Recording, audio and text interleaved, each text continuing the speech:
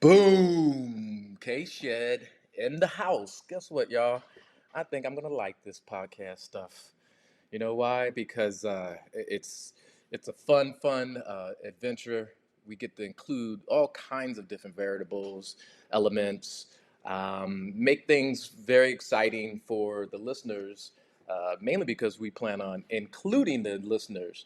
I mean, it's been this will be episode number 2 for me, and I had a blast doing the first one.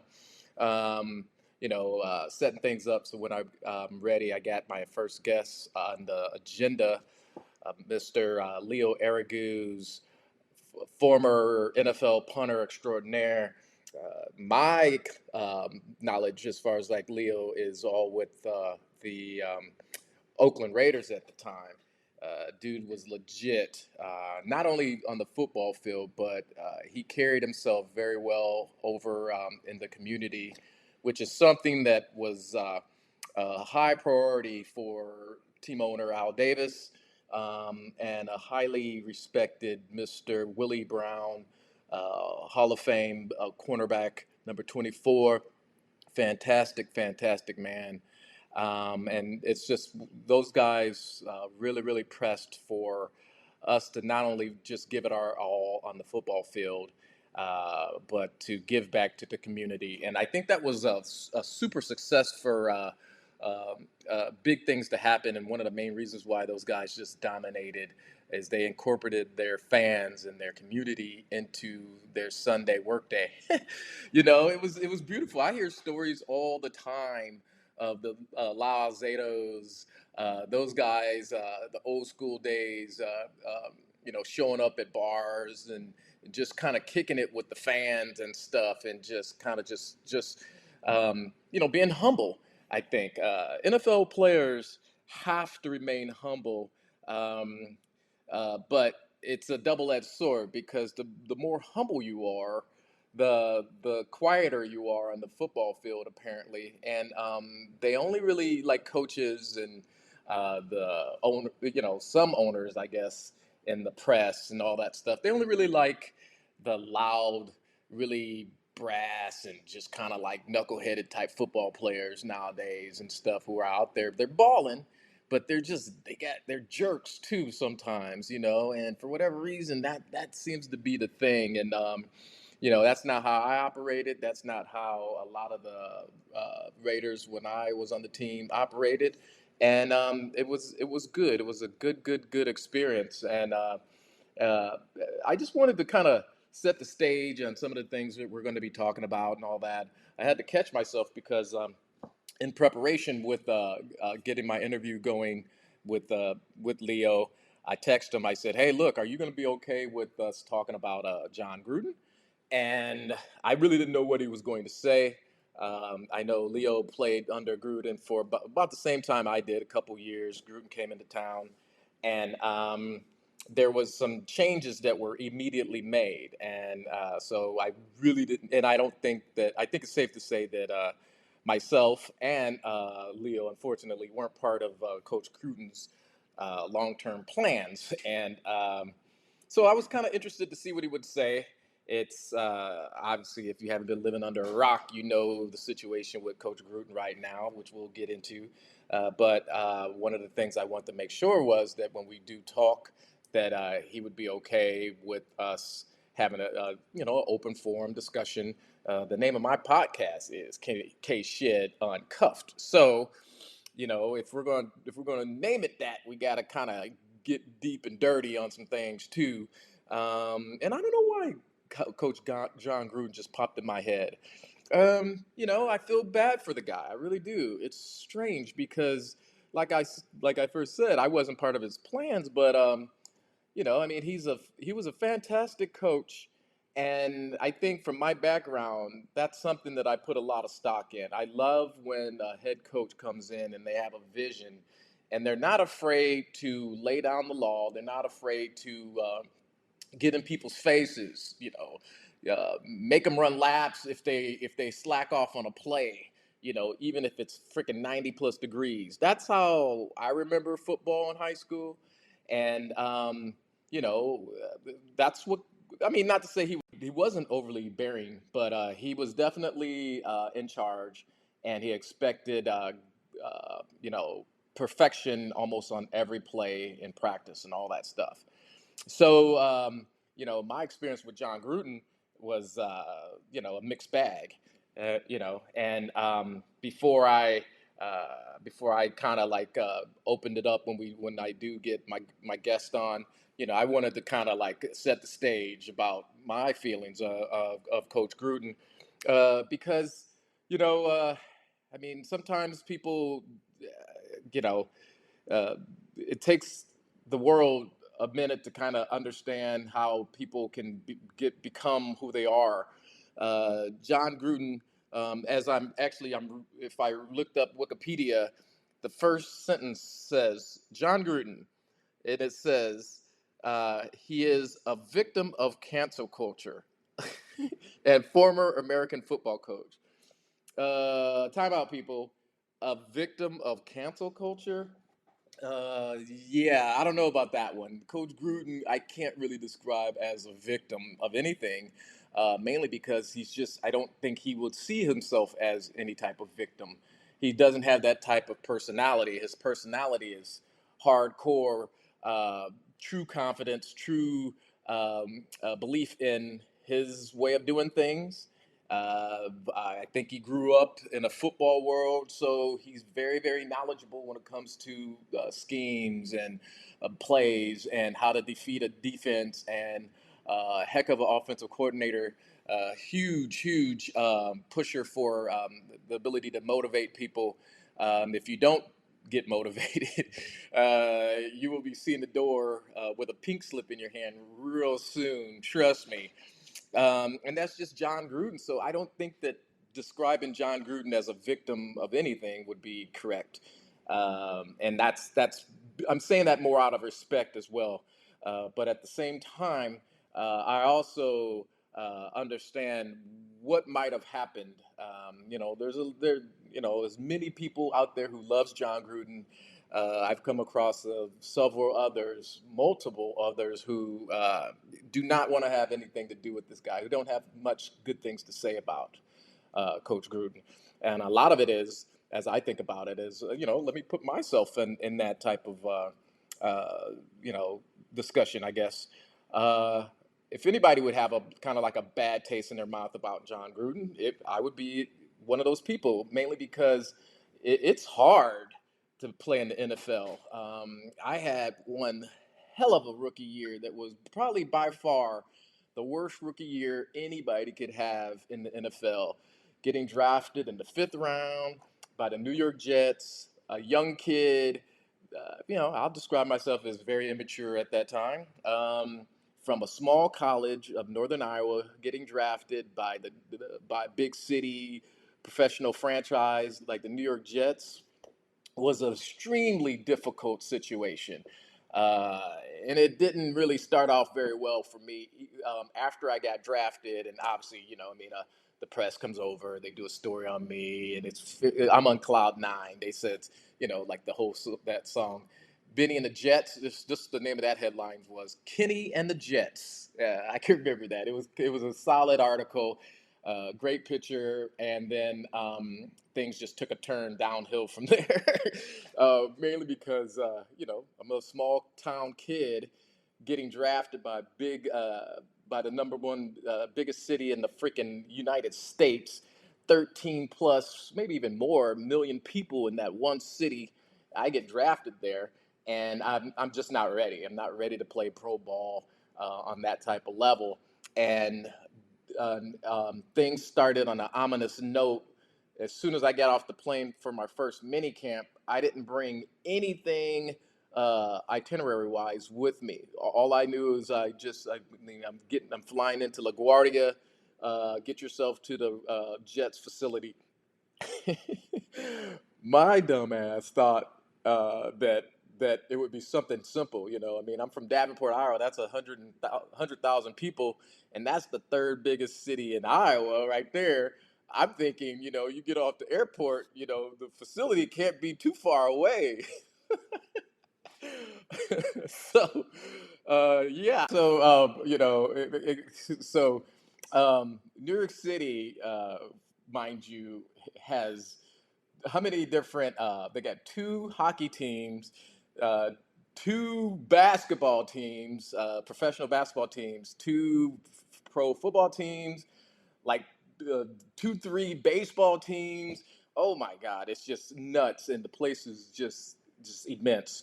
So when I land and I go, you had to get your own ride there, and I go get ready to tell the cab guy, hey, take me to the Jets facility. He had no clue where I was supposed to be going, and then it was like horrible. That was just the start of the worst rookie year ever. I was late getting to our first meeting, completely embarrassed beyond belief because none of the coaches or any of the other draft choices or any of the senior members on the team, no one could understand that. And I don't even understand how I let that happen. Come on, man. What's wrong with you? Just not thinking, just not ready, and just was overwhelmed by the whole opportunity to play in the NFL despite getting drafted and being led down a road or being presented with this fantastic goat nugget of a road where I could have literally been uh, just as big, as like a Terrell Owens. I was going to say Timmy Brown, but there's no way. I mean, him, Jerry Rice, those receivers are on their own like little level. But I could have been like a Terrell Owens, I guess, and stuff, but without the mental silliness, I guess. But 100%, I had a great opportunity presented to me. They had to give me money because I was one of their draft choices, although it wasn't a lot, but they had to give me money. So they were pushing for me to make this team more than anybody. But just boneheaded moves just kept coming left and right. Couldn't get off the ball, couldn't get off the line of scrimmage in practice. The first pass uh, was to me from Mr. Boomer Esiason, who just got signed mega multi-million dollar contract by the Jets that year. And I couldn't get my hands up in time because his balls obviously are coming at you faster than your college quarterback was, and my hand got caught in the middle, pop, and all I saw was my middle finger like do this like weird, club dance. It was like doom doom doom doom doom. Started like twisting and doing all these things, and then all of a sudden it just stopped, and it was like bent halfway up, like arched up, and I'm just like, what the heck? Yeah. Hey, pick up that ball you just dropped, knucklehead, and get back in the huddle. That's when they really like you. You're a draft choice, so they're gonna keep pushing you in there, because they want to get their money's worth. Yeah. I just couldn't take my game up soon enough. And where I'm going with this one is that um, uh, I don't think the coaches like a John Gruden kind of understands that not everybody is going to come into the NFL ready to hit the ground running. They're not going to immediately be the next Jerry Rice who Gruden loved. It's impossible. The only way that you can become that is to learn the hard lessons that comes with playing in the NFL, getting your butt wiped out, just the hardships of learning the hard way that you're not as good as you think you are. You're not as fast as I am, which is very strange because in college, yeah, no one really can. Not very many people can run 4.2 ish and stuff. But in the pros, man, everybody's running 4.2s, and it's a hard reality. So I struggled. I got cut like 15 times, got placed on the practice roster, because they really wanted to, try to reserve me and kind of, hold on to me, and so it was a rough beginning. Fast forward past that, then I had to go to the World League after having to sit out a year. So 3 years had passed before I even had my first freaking um, play on a normal regular season uh, team in the NFL. It was rough. So yeah, I mean, but Mr. Al Davis, one of his favorite things that he would always say if I was over there, once I made the team and I was really settling in and becoming my own guy, just turning into my own like little hardcore like little football player. I say up there I'm talking to a reporter or something like that. Mr. Davis would walk by. Hey, Ken, why don't you tell them where I found you? In the streets of Barcelona, walking around all like decrepit and whatever, and I made you into what you are. It's super true. I mean, a lot of times when you hear me talk, it's gonna sound like I'm like in the movie The Usual Suspects, and I'm like Kaiser Sose, coming up with all these different crazy things to say. Yeah, when I talked to Al Davis, I was just came from a call on the where a person tried to commit suicide, and then I sped in my police car over there, and then scored a touchdown an hour later against the 49ers, and we hate those guys. You know how it was to make that touchdown against those guys. It's just I forget where I'm at. I'm like, wait, okay, I played in the NFL. I played for four different freaking teams. I got released like over 1,000 times, brought back just as many times. I had to go over to the World League, played for the Barcelona Dragoons, where I really started reestablishing myself. But I had to sit out a year prior to that, after getting released by the Bears. And then I had to make a decision. My dad sat me down, like, right, actually, shoot, I forgot about Canada. I had to go to Canada too. That's a whole story in itself. I go to Canada, right, after not getting picked up by several different, after a couple workouts with several different teams and not getting picked up. My agent at the time said, hey, why don't you try Canada? So I go up there, and my confidence is like barely holding on. But I'm just like, man, if I know I should be able to start here in Canada. Come on now. So I got picked up by the Hamilton Tiger Cats. Great program there. But I told the coach, imagine this like little. Uh, I guess I grew a set that day, and I went to the coach and I said, "Hey, look, coach, I'm only here to play. So if you're not gonna play, I'm not gonna be here." And then I walked out like, "Dun, dun, dun, dun." And then guess what? I ended up not playing that week.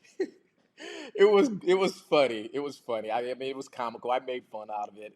It was a good experience too. Going up to Canada, still trying to compete, and I mean, just seeing the competition around you. You're still around professional ball players who take this stuff very seriously, and they're not gonna just let some freaking little joker come from America just because they played in the NFL and just let you take their spot. So they competed and they stepped their game up and they made it where like, hey, we're not letting this guy take our spot. So that's what happened. And I stayed true to my word. I left, and the problem was, and this is so funny. The problem was is that I never told my family that I was leaving. It was all about me. I'm just like, okay, all right, I'm in Canada. What the heck? I'm gonna, I drove out there. I'm gonna drive back, of course. Um, but I'm gonna stop and have fun on my way back. So I, checked out the city of Hamilton, made my way out to Toronto, which wasn't that far away, and then looped around. I think I went to the uh, Niagara Falls side or whatever, but on my way home and stopped at a couple of different places, saw the different vibe and the party scene that Canada has to offer, and I'm having a blast. I'm just having a blast. It was a good time. I'm a young cat and stuff like that, and so like I said, I'm making most of the situation, and but apparently, no one knew where I was. Like my agent was, he heard that I had gotten released by the Hamilton Tiger Cats. So he's trying to call me. I'm not. My phone's off or whatever. I don't know what happened to it. I didn't turn it off purposely, but I think it was just I'm in a whole new freaking country, man. Um, and just the the waves weren't connecting, I guess, at the time. So, but I'm good. But my agent didn't know that. He couldn't get a hold of me. Yeah, I called my mom and dad to see if they knew where I was. They didn't know where I was because I didn't call them. So picture me at this club with loud music, boom, boom, boom, and I'm a dance club. Everybody knows that, man. I love dance music, and I'm just tearing it up and just like boom, boom, just having a blast on my way back home. And I guess people were trying to get a hold of me.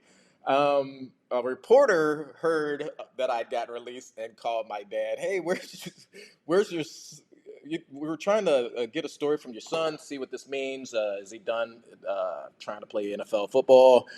What are his plans? How does he bounce back from such a disappointing, you know, NFL start? I guess And my dad was very direct with them. Bless his heart, loved man. He's like, you know what? I don't know where Kenny is. And that was published. That was published in that article, where, just like I said, the reporters covering how Shed's like struggling in the NFL, struggling to find his footing. He got released from these guys. He went up to Canada, got released from them. We were wanting to try to get a hold of him to get some quotes to see what's the next plan, and we talked to his dad, and his dad, they can't find him. Can you? I mean, are you serious? That's true. This is a true story. It's an article that was written with me like being missing, and I had no clue. It was like, and so when I finally made it back home, I'm driving back I pull up to the house and all that stuff, and I let mom and dad know, hey, I'm exhausted. I'm too tired to talk about what happened, but I wanted to tell them all the good things about Canada that I saw and everything, and and they had this look, like they'd seen a ghost. I'm like, okay, well maybe they're tired, maybe they don't really kind of want to hear about it and all that stuff. So I said, I'm gonna go upstairs, and I'm like, you know what? I hung upstairs. A couple people called, like, Kenny, are you okay? I was like, yeah. Where are you at right now? I'm just like, I'm at home. I'm back at Davenport now. It was like, dude, do you need us to come pick you up? What's going on? I was like, yeah, okay, we can go out. Yeah, come pick me up. And then when they picked me up, everybody's like, dude, you should have told us. Why didn't you call me? I'm like, what the heck is going on? And then they showed me the article.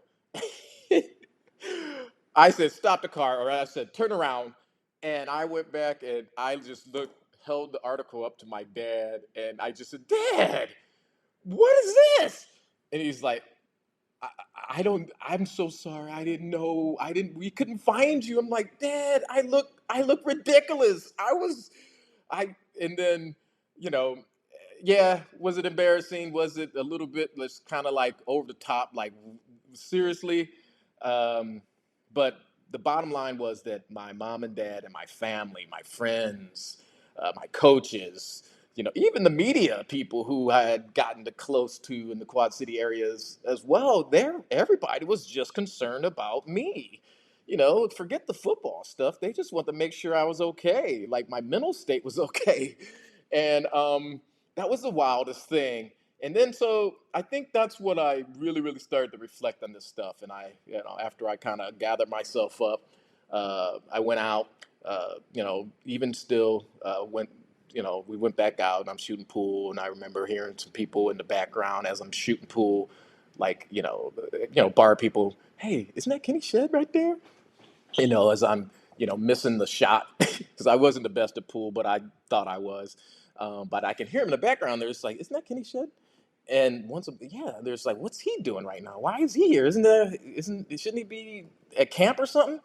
And it was just kind of like everybody was just kind of like, my name was like circulating around the Quad Cities, like, holy crap, this guy's a bum, And was it hurtful? Extremely. Young cat, had everything lined up in front of me, and just went up there, guys, and just spat it away. Just wasn't ready, and but I had to make a decision. I was just like, Kenny, you've been getting your butt kicked from day one in the NFL. I mean, you've tried this, you've tried that. You even came back the second year with the Jets with a bigger frame after spending the whole off season in the gym. You look fantastic, even though, but you still got released. Um, you know, I had to make some prayers, and I had to dig deep just to keep in the game. So I was mentally exhausted even before going to Canada. I remember in New York after getting released from the practice roster, and then getting brought back, surviving another week, and then someone got hurt, and then they released me again, and then they called me and says, "Hey, look, we had to release you. We had an offensive lineman get hurt, so we had to bring in somebody else and put him take your spot." So here I am in Long Beach, New York. I got this great spot on the beach. One of this fantastic Long Islander, Mr. Eugene Hamlet, uh, took care of me. He had owned a bunch of property out there, and he took a liking to me because he knew that I was like that. I needed a friend. Put it that way. Everybody had kind of like lost faith in me, and I was still out there trying to hang on. And I just remember being so distraught that day after getting that phone call that I'd been released. But they said, "Don't do anything, don't go anywhere. We're gonna bring you back, okay, to practice roster. Let's just get through this game. We need to bring this guy in for security purposes. Just hang in there." And it's like I wanted to say, "Are you guys kidding me? Do you know I have no friends around here anymore? Because at one point I was the hot item around here. Man, a New York Jet lives down the street. That's where a Jet lives and stuff like that. It was fantastic. I was the toast of the town, and now this is how you guys do me. They know what's going on, and now they walk by laughing now. You guys can't keep doing this to me. I mean, my families, they're wondering what's going on. I mean, this is not how I was supposed to be. But I'm talking to air because they had already hung up the phone at that point, but I'm still talking to myself. And then I'm just like, you know what? I've fed up, and to this day, this is exactly how that happened. I ran outside. Like I said, I had a nice little place over there. It was on the beach. I ran outside. It was daytime. I just kept running. Uh, Almost to the water, but then stopped, and I dropped down, and I just looked up. I said, "You've got to get me out of here. I don't care what it takes. If you keep me here any longer, I'm not going to make it." That was like in 1994, after getting drafted by the Jets the year before and not making a team on the practice roster. The second year, they put me back on the practice roster, like I said, after I bulked up and I was ready and I thought I was going to do things differently. I was ready to do things differently, but they had drafted two receivers in the draft that year, and those were my replacements. So it just wasn't meant to be. And I said, and they put me back on the practice roster again. And I looked up and said, "You've got to get me out of here." Um, and I said, "If you keep me here, I literally will not live another moment." And I can't be as real as that. It was crazy. And then um, this is how I know that there is a special being out there, because no more than 5 hours later that night, I get a phone call from my agent, and Mr. Joe Coletta called me and said, "Hey, Kenny, what do you think about coming closer to home?" And it's like, "What are you talking about?" He's like, "Well, the Chicago Bears just called me and they want to sign you." And I was like, "Are you serious?" He's like, "Yeah, but you have to pack your stuff, and they want to fly you out tonight, and so you can be ready for meetings tomorrow and practice tomorrow." I'm just like, "You've got to be kidding me." And he wasn't. Guys, that was the most amazing thing I've ever experienced. One of the most amazing things I've ever experienced in my life. Um, and I literally could not really even celebrate too much. I couldn't even really tell all my friends who were still there that I was leaving because I didn't have enough time. I just had enough time to pack my stuff, throw everything in my car. I had to order one of those transport vehicles to come take my car uh, and transported down to Chicago with my belongings from the house, or my condo. And then I was on a plane, or I was on my way to the airport. So it was my prayers had gotten answered.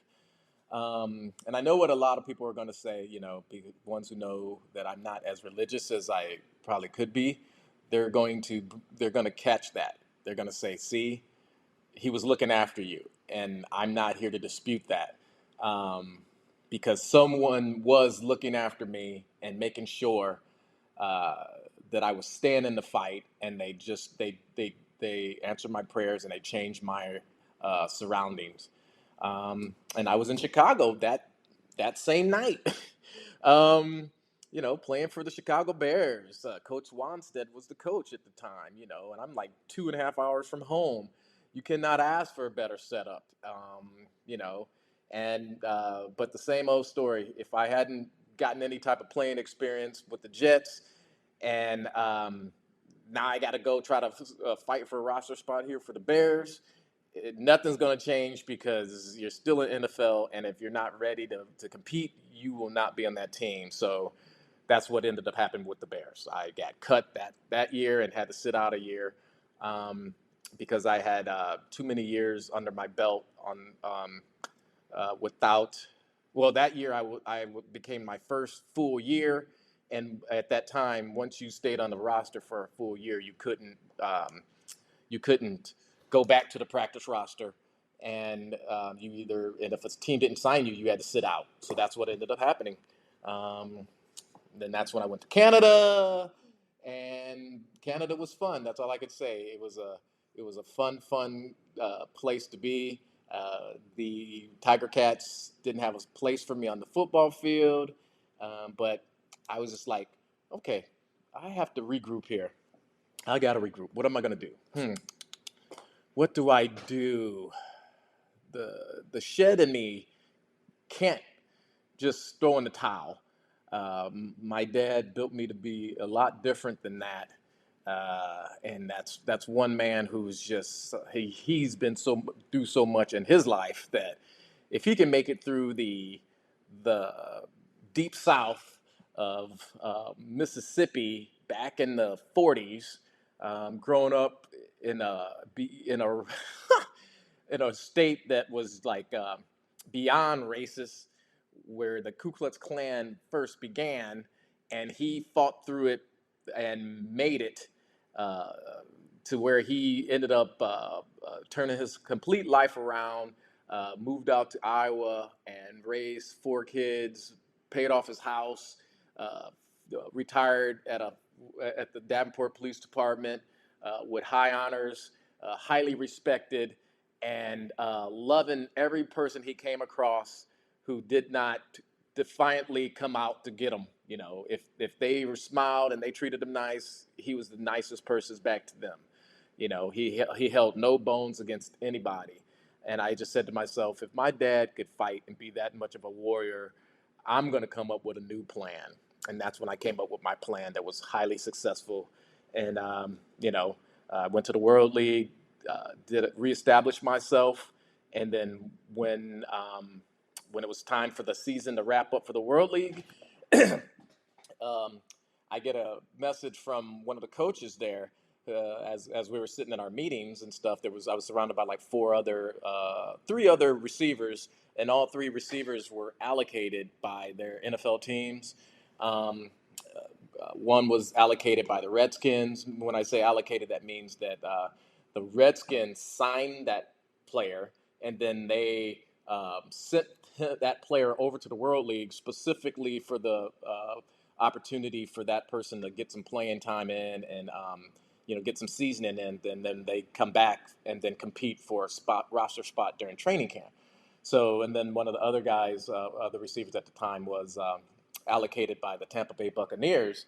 I didn't have a team, so no one would sign me. So it was crazy that I even made the team. I had to dig deep, just to compete for one of those last open spots. And I got it. I said, I ain't getting denied this one. Once we heard that and realized that we were competing for roster spots just to even go to the World League, I said, nah, I got nasty, y'all. I got nasty. I wasn't letting anybody try to step in front of me, take reps or nothing. I was giving it up. Yeah. So and then so they set their roster. and then and we flew out to Barcelona, and great experience.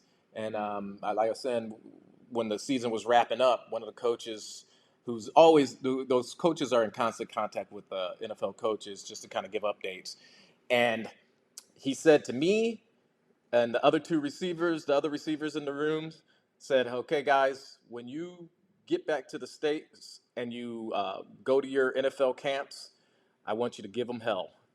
And the fact that he included me in that statement just was like, wait, was that a Freudian slip? Is he teasing me?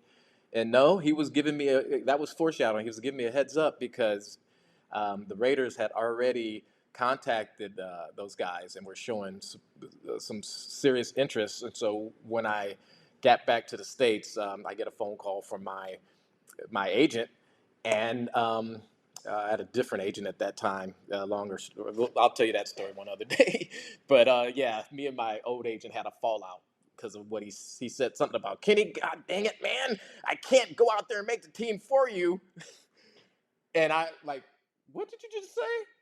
And that was the end of our relationship right there. And yeah, that there was no recovery after that point. So I had a new agent, and this agent had great connections with the Raiders, and he solidified a contract with me to come to Oakland and compete with the Oakland Raiders. Man, one of the best, it is actually, in my opinion, the best franchises out there. The best uniforms, the best image, the best logo, the best fans, the best color scheme, the best freaking just their ability to intimidate anybody simply because of their name is what I'm all about.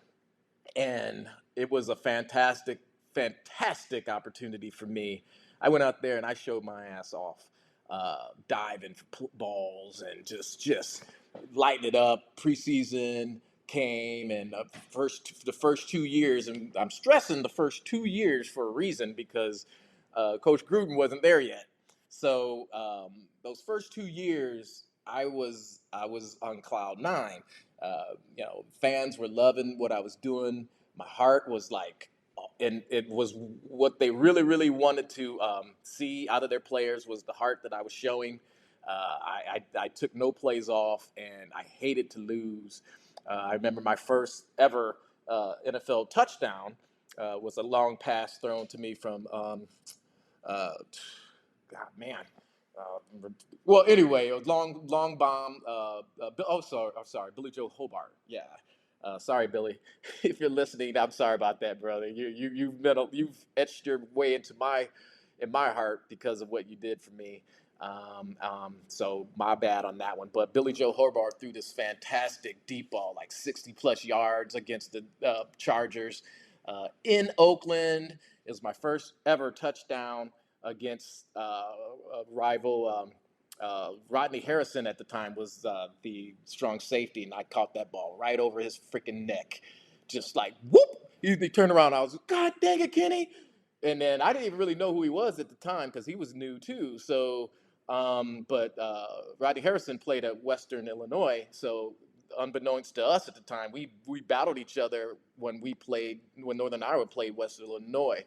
So that was my first touchdown. But if you would not believe this, unless I told you, because we were losing by like 21 points, and that was like the last touchdown, like with the 40 seconds left. Rather than holding on to the ball, I just threw it away. It was my first touchdown in the NFL. And it's just the funniest thing because my mom and dad would record the games live, and so the commentators on the live recording that I ended up seeing later, the camera's all on me. Here I am walking back to the sideline with this just look of just pure hatred on my head because we're losing. And the on the bottom it says K-Shed's first ever NFL touchdown, and I'm just fuming, and I'm not having it, and it's just the most ironic scene and really funny. Yeah, so that's how I turn things around. Started making a name for myself. I started seeing number 84 shed jerseys out in the freaking stands. I wasn't even the starter at the time, but I mean, because Timmy Brown and James Jett were both starters at the time, but and they were very, very tough to take out. Obviously, Tim Brown, no way. James Jett, there was some classic battles against him and I came close, but the dude's an Olympic gold medal winner, so yeah, that was tough too. So, but despite it all, the black hole really kind of got behind me. Like I said, there was some shed jerseys out there, and it was mind blowing. Like I finally made it. This was fantastic. Um, so that leads me to why I go back to Coach Gruden. And it's kind of a tough spot to be in because you're going to hear me sounding like I'm supporting Coach Gruden, which I am, but I'm also keeping it real. And this is the reason why you're not seeing very many people coming to the rescue or, try to do like the rehabilitation of his almost irreparably damaged name now because there's a lot of former players who have a huge bone to pick with Gruden because of um, how much damage he caused to their NFL career. Like for me, I was on line to be huge, and then Coach Gruden came on in, and rather giving me and some of the other ones a chance to show what we could do, I think we were classified as Al Davis boys, and what he wanted to do was make his home team. It was strange. It was really really strange. Like there was a linebacker that the Raiders drafted back in the days who I just fell in love with due to how he played and just fun to watch and just I mean just a great teammate, Eric Barton. Um, just a stud. If my memory serves me right, he either played at Maryland or one of those schools like that. A big time school. He was a big time player. They drafted him pretty high. He came in with a good reputation, and it just seemed like things were set up for him. But for whatever reason, things didn't click. And John Gruden just rather than letting this cat develop, it just didn't. It just maybe wasn't. I don't know. It's hard to explain. So all of a sudden, things started going south for Eric. I mean, this dude was well on his way. So that's one of the things that's very difficult for me to understand about some of the head coaches and stuff that I've come across is that they they don't have their tunnel vision is could sometimes be their own downfall. Because, for example, I was being put on the scout team, helping bust a butt on the first team defense again when Gruden started putting in people in front of me. And I never stop. I don't care. I'm going to go out there and bust my butt. So I'm destroying it out there against the scout team and getting our defense one defense ready. Um, and so the quarterback at the time would be lighting it up too because we're clicking. We're just like brothers out there. We can read each other's minds. He knows my skill level. I know where the ball's gonna be, and the ball's gonna be coming in perfectly. It was a nice rhythm, nice click, sync going on, and it was undescribable amount of you know ability to just kind of like generate plays and get our defense ready. And so, fast forward, if the starting quarterback at the time happened to get hurt, then they would elevate that scout team quarterback to be the starter. But the one thing that they were missing is the receivers on the scout team who were lighting it up with that quarterback. They didn't see that, hey, you need to put this guy in there who was lighting it up with this quarterback in the game as well and put whatever bone you have against them away because without that that vibe that they have going on, it's gonna get ugly. It was. It didn't translate to the hardcore playing from that quarterback to game day Sundays, mainly because he didn't have a rhythm with the receivers that were active, who were active at that time. And he was missing his other two receivers who were just killing it for him. And lo and behold, the quarterback would struggle. The timing was off, and then just all of a sudden, now that quarterback is being ousted. And it was just nothing really made sense as far as like the pace that they expected, and I'll just say Gruden. I didn't understand the pace that Gruden expected the ball players out there to be developing at. It just none of it made sense, and I think a lot of people fell victim to that. I mean, and it's a credit to Gruden, who expects nothing but excellence. But at the same time, you have to realize that these are uh, still kids out there trying to learn how to play football on the NFL high level elite level, and it doesn't happen by learning plays in the meeting room through the book. They can only happen by getting out there and making your mistakes and getting better. I remember, and then when I remember when Mr. Davis tried to come to our bat and say, no, no, no, we drafted these guys for a reason. They need to be out there. And like I said, he was a big Kenny fan, and I think that caused conflict and stuff. And then I'm not. There's no way I can prove this, but all I can do is set the stage. So what started happening was obviously Gruden's controlling the offense, and he's the head coach and stuff. He's running the offensive show. So here's how our meetings would go. We go into our team meetings. Hey guys, we got this new play coming out that I just thought of. It's called the Timmy Brown Special. Uh, and then he'll draw it up on the board. All right, Timmy, you're gonna do this, and then you do your stutter, you stop, and you come off the move, and then you do the motion, and then you go up, then fake in out, and then corner route touchdown. Jet, when Brown does his movement, you shift over here, you go in and out, and you keep these guys uh, uh, held here in the flat. That gives Timmy the chance, and then it's just drawn up beautifully. It looks great. It's called the Timmy Brown Special, guaranteed touchdown. All right, so we break that. We go over it again in the quarterback receiver meeting. All right, Tim Brown Special. Here it is, and here's how I vision it. All right, he'll say that play again. All right, after this, we're going to break out. We'll break that meeting and we'll go out in the field and we'll do a walkthrough. All right, Timmy Brown Special, as we're doing offenses. And then Timmy will get up there, line up. Brown or Jet would get on the other or the same side, however they would stack it. And then Timmy would do his motion. It looks great.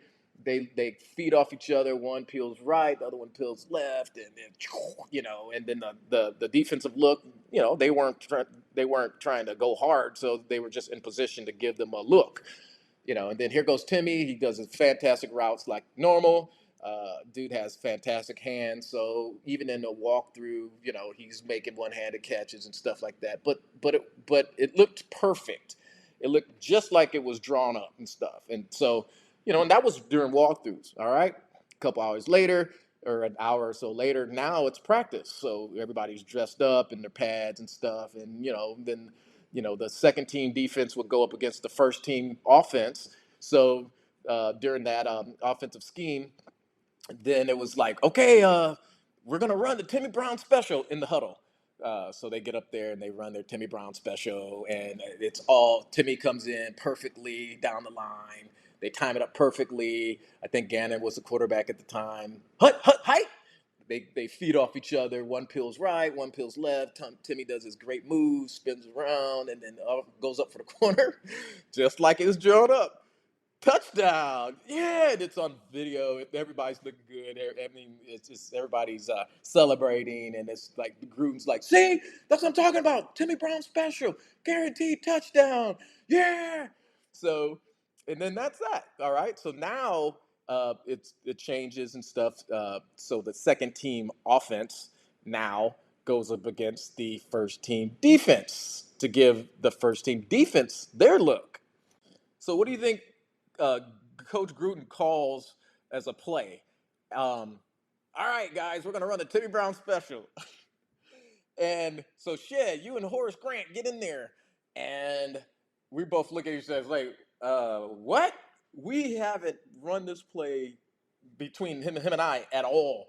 All we were was just, in the meeting rooms when he wrote the play up on the board, and we were standing by when they called the play during walkthroughs, and we just was, on the other sidelines too, watched in the team break huddle when they called Demi Brown special during team drills against for the number one offense going up against the number two defense, and we saw them from the sidelines running that play, but at no point whatsoever did any of us or anybody else other than those two run that play. But you want us to get out there and run this? And I can't, like I said, I can never prove this. I can only tell you how it happened. So here we are, me and Horace, lining up to run the Timmy Brown special, and we're both looking at, hey, are you on the ball? Well, wait, I think I'm on the ball. Wait, and then you hear the yelling, God dang it, you're supposed to be on the ball. What are you doing? You're gonna, oh, okay, let me scoot over here. I think you got to go down further. Uh, okay, yeah, all right, I think we got it. And then, they could hike the ball, and my timing's off. I think we ran into each other, and the steps were off, and I think I can't remember who was Timmy in that particular time. If was I Jet or Timmy, I have no clue. But I can't remember, number one, but at the time, it was just as confusing. But I don't even think the ball was it might have even been intercepted because I think the route was cut too short, and then they read it, and then and all I remember is us walking back to the sidelines, and the coaches were fuming. God dang it! Didn't you pay attention in the meeting room? And we're both looking at each other like, wow. Okay. You see that writing way up there on that wall? I can see exactly what it says. Shed, your days are numbered. And that's how it worked. That's how it worked. So, um, wow, brings back some strange memories, man. And so I go back to reading Wikipedia. Uh, John Gruden, the victim of cancel culture. I really can't say that John Gruden would be the victim of anything. Um, you know, uh, I don't know how he feels right now. I feel bad for the guy. Do I think he was given the shaft? 100%. The league did him wrong, um, and he should not be in this position at all. Is there anything that I feel like I can do to help him? Um, I do, yeah, 100%. But it's going to have to do something. It's going to involve something that I don't think Coach Gruden is ever going to be able to do, which is to dig deep and reach out to people for help. He's just not that type of person. For 30 plus, 40 plus years, he's the man. Just picture a great white shark, floating around all the oceans and stuff like that. Just, you know, impervious to nothing. Nothing could stop it. It's just not afraid of anything, running the show. Yeah, that's I put John Gruden on that level. He's accomplished much in the NFL. I feel bad for what ended up happening. At the same time, um, you know, and I wish there was something more that we could do to be able to help rehabilitate his name. But like I said, I don't even think that he would even want us to, because that's just not how he rolls, and it sucks for me and a lot of other players like in my position is because we were brought up a different way with the Raider way, you know. If anybody was associated to the Raiders, you took care of that person like a family member up until the last, you know, till people aren't no more. That's just the way the Raider organization is run. You take care of each other. If you look at what Mark Davis is doing right now, he's carrying over his dad's legacy in that same fashion. So I don't even know if John Gruden even kind of exemplifies the Raider way. But one of the purposes of this podcast was to figure out ways to reach out to certain people, and if there's a way to, you know, uh, you know, send out a lifeline out and kind of help people in the time of need, that's what we do. That's what we talk about. I want to have open discussions where people come in, call in, and they kind of listen to what uh, I'm saying about Coach Gruden. What are your thoughts? I've read some stories in the paper where Gruden should never be associated with the Raiders ever again. Uh, that's wow, that's pretty deep.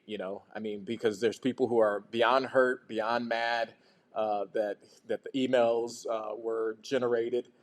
Um, you know, and some people may think the emails aren't as bad as what they are being made out to be. It's a very, very, very tough situation. But to be honest with you, I reached out to somebody who I know is a friend of Coach Gruden, and I said, "Hey, when you talk to Coach Gruden again, could you give him a message that, you know, hey, uh, I think there's a way that a group of former players or former, his team is that he coached can come and help him out. We can kind of support each other and all that, but it's going to take a lot of him, apologizing for some of the different actions that he's taken. I really hope that at some point he's going to be able to accept that, and that he's going to step up and then take responsibility for what might have happened, the emails, what was done, and the damage that was done, and really for the however long it takes, just like Will Smith is going to end up having to do, however long it takes, he pushes forward to try to rehabilitate and heal some of the feelings that were damaged and hurt. You know, he hurt a lot of people. He really did. He disappointed a lot of people. I'm one of them, and but at the same time, I do respect the coach too. Uh, I know what his visions were. I know what his plans were, and he even said that to me once. He's like, "I have a plan, and it doesn't matter who I hurt to get there." That was when I approached him to ask him, "Why the hell are you replacing me as a gunner?" The ones that goes down there to catch, try to tackle the guy, the punter. Once we punt it to them with a freaking linebacker who's like almost 300 pounds. Are you trying to send a message? That's how I took it, 100% how I took it. And he looked at me and that's what he said. And I just, all right. And then he said, "Is there anything else?" I'm like, "No, that pretty much sums it up. All right, well, I got to go. I got stuff I got to do." And then he just got up and walked out. And wow, it's, but he's focused. He's trying to get on with the team. He's trying to put the game plan together and trying to get his team to succeed. So I guess doesn't really have that much time to deal with other people's individuals' feelings. That's not me. My dad built me a little bit differently. I feel very comfortable with how my life has gone, and I still have big, big plans for here in the future. But at the same time, I'm also trying to become a better person. So, I want to hear from people. I want to talk about some of the things that might have happened, and that's why this podcast is being made. I bet you guys didn't even know all that about Coach Gruden. You probably thought this dude's a freaking golden boy, and he is. But at the same time, he stepped over some people and did them dirty too, and karma, like they say in the movie we made earlier a few years back called Karma. Somehow karma is going to come back to bite. So with that, everybody watch some of the things you do. Let's try to be better out there. Help somebody out. Instead of driving by that person who's looking for a jump on the streets, pull over, help that person out. COVID kicked our ass. Now it's time to start getting some things back together, man. All right, this is United States. All right, let's start making things better. All right. Oh yeah, sorry. One last thing. I'm looking forward to getting my email out to you guys because I want to start taking in some questions and incorporating that into our episodes and really, really, really diving deep into what's going on in the world. So let's do this, all right? This is going to be K Shed out.